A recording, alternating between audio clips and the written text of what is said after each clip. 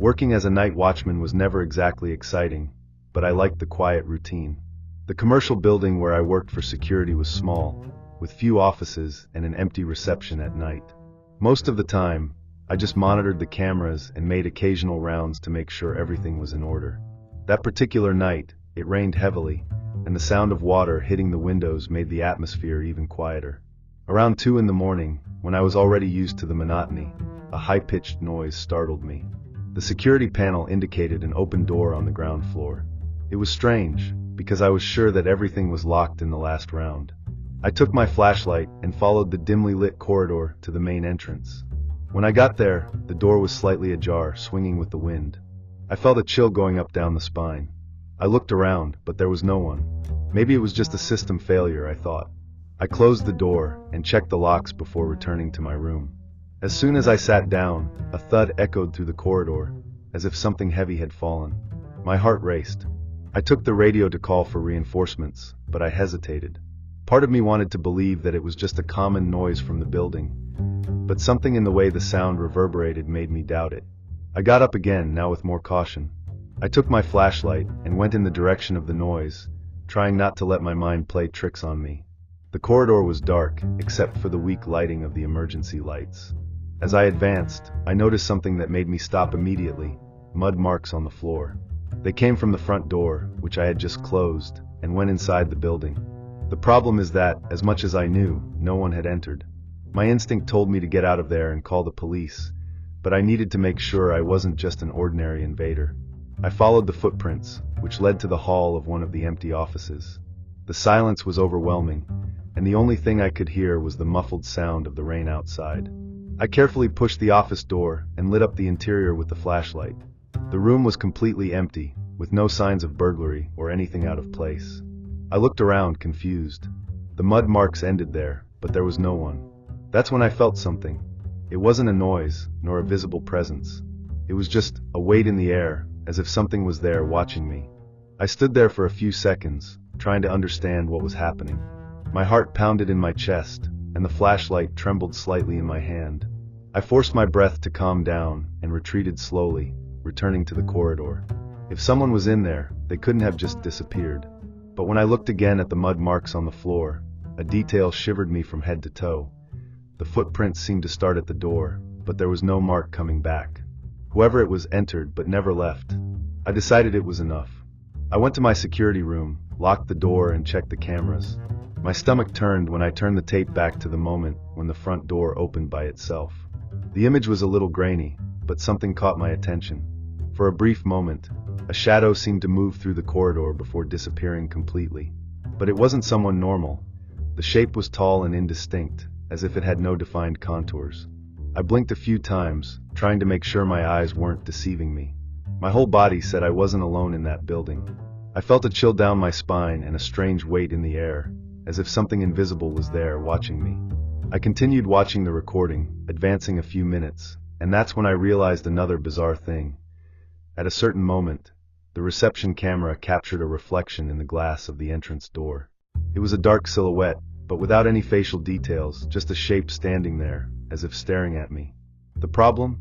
I never saw anyone outside when I went to investigate. If it were a person, I would have seen it. If it were a mistake in the camera, the silhouette would not be moving slightly, as if breathing. I moved away from the screen and looked around, feeling a chill rise to the back of my neck. The rain outside was stronger now, and the thunder made the walls of the building vibrate slightly. I wanted to call the police, but what would I say? That a shadow appeared in the reflection of a camera? They were going to laugh at me or, at most, send a car that would take a quick look and leave. I decided that I just needed to finish the shift, keep the living room door locked, and not leave until dawn. But just when I thought about it, a heavy noise echoed from the corridor, as if something had fallen or been dragged. I closed my eyes for a second, gathering courage. I knew I couldn't ignore that. I took a deep breath and took my flashlight before opening the door to the monitoring room. The corridor was immersed in a heavy silence, interrupted only by the sound of the rain hitting the windows. I walked slowly, trying to keep my breathing under control. The noise had come from the reception, and as I approached, I saw that one of the waiting benches was overturned on the floor. My stomach turned. I would have heard if someone had come in. In addition, the front door was locked since I came back. But what really made me freeze was realizing that there were mud marks around the fallen bench, marks that weren't there before. I quickly looked at the entrance door, and my heart almost stopped. She was ajar. I was absolutely sure that I had locked it after the last round. I swallowed hard and approached slowly, feeling every muscle of my body tense. I went outside, the rain soaking my shirt almost immediately, and I looked around. The streets were empty. The parking lot too. But when I looked at the sidewalk, I noticed something even worse. Mud footprints leading away from the building, but no sign of where they had started. It was as if someone or something had simply appeared out of nowhere, entered the building and then left. I went back inside the building, locking the door quickly. My heart pounded in my chest as I headed back to the monitoring room. I sat on the chair, took a deep breath, and rewinded the images from the external cameras. My stomach turned when I saw the recording. At a certain moment, the entrance camera captured a movement on the sidewalk, but there was no one there. The front door simply began to open by itself, slowly, as if someone invisible was pushing it. The bank fell soon after, with no one around. My chest got heavy. That didn't make sense. I stopped recording and looked at the screen in real time. Nothing. The building was empty, but the feeling of being watched was still there, stuck to me like a weight in the air. I asked to change shifts the following week. I never wanted to work at night in that building again. To this day, I can't explain what happened on that rainy night. All I know is that something opened that door, and whatever it is, I never want to be there to see it again. I've been working as an app delivery man for a few months, usually on the night shift, because the pay is better. I've had some strange deliveries, but nothing that made me really uncomfortable. Until that night. The order appeared on my cell phone like any other, but the address caught my attention. It was far away, almost outside the city, in an area that I knew had few houses and many of them were empty or in ruins. The restaurant where I took the order also seemed confused about the delivery, since the address did not appear often. But I accepted. It was just another request. The road to there was poorly lit, and when I finally arrived, I was sure that that house must not have had a resident for a long time. The paint was peeling, the windows had broken boards, and the garden was just tall brogs. But the balcony light was on. When I knocked on the door, a lady answered. She looked old, but her expression was kind. The only strange thing was the absolute silence inside the house. No TV, no radio, nothing. She smiled and said, "You can take it to the upstairs room, dear. The food is for my guest." It was not common to ask me to go up and deliver the food inside the house, but the lady seemed harmless, so I didn't question it. What really bothered me was the state of the countryside. The air was heavy, humid, and a strange smell hovered in the environment, something between mold and rotten wood. The furniture was covered in dust, and some had sheets thrown on top, as if the house had been closed for years. I went up the stairs slowly, the floor creaking under my feet, and I wondered how someone could live there. When I reached the top, I saw the bedroom door ajar. I took a quick look before entering, and that's when I noticed the pictures. There were dozens, maybe hundreds, covering all the walls of the room. Old photos, those in black and white, with people I didn't recognize. Some faces stared at me directly, others seemed to look away. Most of the photos were dusty, but some looked cleaner, as if someone had touched them recently. I didn't know what to do. I put the delivery package on a nearby table, and turned to leave as soon as possible. That's when I heard whispers, weak, almost indistinct, coming from inside the room. I was paralyzed for a second, trying to rationalize what I had heard. Maybe it was just the wind passing through some rifts, or the sound of the rain outside. But when I paid more attention, I realized that the whispers looked like words, disconnected phrases that I couldn't fully understand. The heart started beating faster. Slowly, I turned my head into the room again. The lady was still there, sitting on a chair, facing me. But now, she didn't smile anymore. His eyes were fixed on me in a strange way, as if he were analyzing me. She hadn't said anything since I went up, but it was impossible to ignore the feeling that she knew exactly what I was hearing. The atmosphere in that room became unbearable. The air seemed denser, and a chill went up my spine. I needed to get out of there. I forced a kind of awkward smile and said anything about the delivery being made, trying not to show the discomfort. I took a step back, but with every movement I made towards the door, I felt as if I was being watched more closely, as if something, or someone, was there with me beyond that lady. When I finally left the room and started to go downstairs, I heard a last sound coming from upstairs. A weak laugh, almost as if it were inside my own head. I went downstairs as fast as I could without looking desperate. With each step, my body became more tense, hoping that something would call me, touch me, or make some sound that confirmed what I already felt. I was not alone in that house. When I finally got to the ground floor, I saw that the lady was still standing at the top of the stairs, watching me. I didn't say anything, he just looked at me as if he expected something from me. I forced myself to act naturally, thanked her for the tip she hadn't even given me, and went out the door before my mind began to invent even more disturbing things. Outside, the feeling of relief was immediate, but something was still strange. The air seemed heavy, as if the house exhaled something suffocating.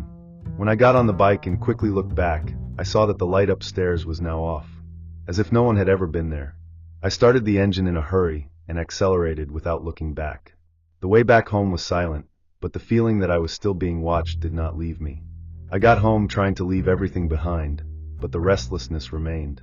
I took a shower, had dinner, and tried to watch something to distract my mind, but the image of that decadent house and the lady staring at me didn't leave my head. I decided to open the application to check the order history. I looked for the address, but I didn't find anything, as if that request had never existed. I stared at the screen for a few minutes, trying to understand. Did I write down the wrong address? But I had been there delivering the food. That didn't make sense. In the following days, I made several deliveries around the city, trying to forget what happened. But every time I passed through that region, I felt a chill. The house no longer appeared on the maps of the application. I started to avoid the area, but on a rainy night, I had to go there to get to another destination. When I looked to the side where the house should be, I felt a chill in my spine. The land was empty. There was no house, only tall and a broken fence. I stood still for a few seconds, not knowing what to think. I tried to get any sign from the house, but there was nothing. What happened? Was I getting paranoid? The street was deserted, the cutting wind made the rain hit the trees. But what really bothered me was the fact that, no matter how much I tried to remember the details, the house seemed to disappear from my memory, as if it had never existed. At that moment, I felt a weight in my chest, as if something invisible was watching me, waiting for me to leave. The feeling of being watched did not disappear after that day. I went through that neighborhood a few more times, but the house never appeared again, and over time, I began to believe that all that was just my mind, playing tricks on me. However, every time I lay down to sleep, I couldn't avoid the thought that something was wrong. Something in that delivery had been different, but what was it? I would never know. That order disappeared in the app. The house that disappeared overnight. And even more disturbing, the certainty that, no matter how hard I try, that old lady is still there, waiting for me, somewhere in those dark and empty streets. I know that what I'm going to tell you may seem like an exaggeration, but what happened that night still haunts me. Working alone in the laundry was not something new for me. I always closed the place at night when the movement slowed down. That particular night, it was raining a lot. The sound of water hitting the windows was almost relaxing. I was folding sheets and towels, a simple routine, without anything too much. But something seemed different, as if the atmosphere had changed. I was focused on my work when I heard a strange sound, something like the snoring of a machine turning on and off on its own. It looked like the dryer was on again, but when I went to check, everything was normal. No machine out of place. I thought it was just my imagination, but the feeling that something was wrong didn't go away. The problem began to intensify a little later, when I was returning to my corner, where I left the towels dry. Suddenly, in the corner of my field of vision, I saw a dark figure moving quickly between the shelves. I froze, looked at the place, but there was no one there. Fear began to grow in me, but I tried to ignore it. The laundry was a big and kind of old-fashioned place, and the noise of the rain outside might have shook my head. But as the night progressed, the environment seemed to get heavier, and a feeling of discomfort took over me. That's when I decided to ask the owner about what was happening. The next day, I casually asked the owner if strange things had ever happened in the laundry. He hesitated for a moment before answering. After a sigh, he said that, years ago, an employee suffered a work accident there. She took a very strong shock while handling one of the industrial machines and couldn't resist. The case was muffled, and shortly after they did a complete renovation at the place.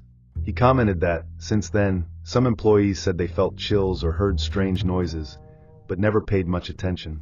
I tried to laugh to disguise the discomfort, but something inside me said that it explained a lot. That same night, I went back to work, trying to convince myself that everything was just a coincidence. But as soon as I entered the laundry, I felt a strange smell in the air, like burnt wire. I looked around, but there was nothing out of place. My heart started to speed up.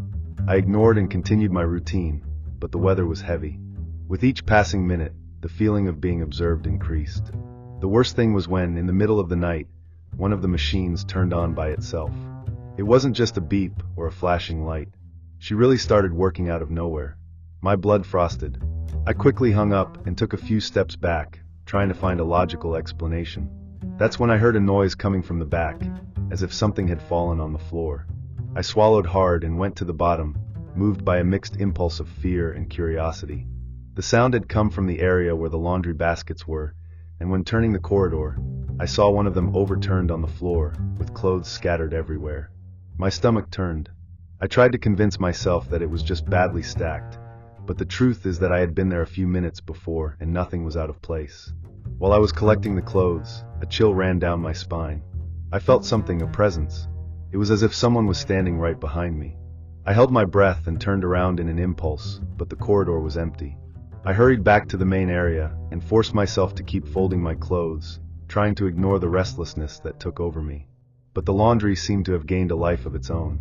The lamps flashed slightly, the feeling of being observed intensified, and then, without warning, all the turned-off machines emitted a single beep at the same time, as if someone had run their fingers through each control panel. My knees weakened. That couldn't be a common electrical problem. And it was at that moment that I felt something cold touch my shoulder. I froze at the time. The touch was subtle but real. A chill ran through my body, and I turned around so fast that I almost tripped over the pile of clothes next to me. There was no one there. My eyes went through every corner of the laundry, my heart beating hard in my chest. The only thing that moved was the weak reflection of the flashing lamps on the stainless steel machines. I took a deep breath, trying to convince myself that it was just tiredness, my mind playing tricks on me. But then, something worse happened. One of the washing machines started working on its own. The sound of water filling the drum echoed in the silence, and I clearly saw the start button pressed, as if an invisible hand had just turned it on. My instincts screamed for me to get out of there, but my body was paralyzed. I closed my eyes for a moment, trying to calm down. But when I opened them again, my gaze went straight to the large mirror on the back wall. And that's where I saw it, a feminine silhouette, standing between the machines, with her back to me. My chest tightened. There was no one else in the laundry. And even so, that figure was there, motionless, as if it was waiting for me to do something. My eyes were glued to the mirror, the air stuck in my throat. The figure didn't move, but I could feel a suffocating presence, as if the air around me had become heavier.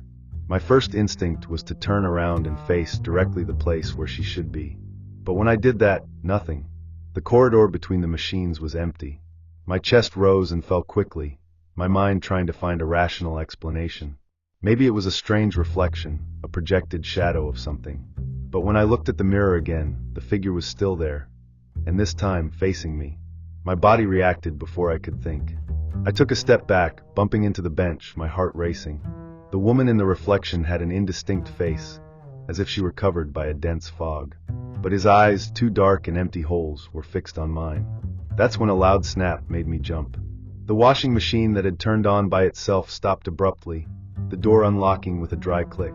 The feeling that I was being watched intensified, every cell of my body screaming for me to get out of there. I forced myself to take a deep breath and take a hesitant step forward. The figure was still there, motionless in the reflection of the mirror.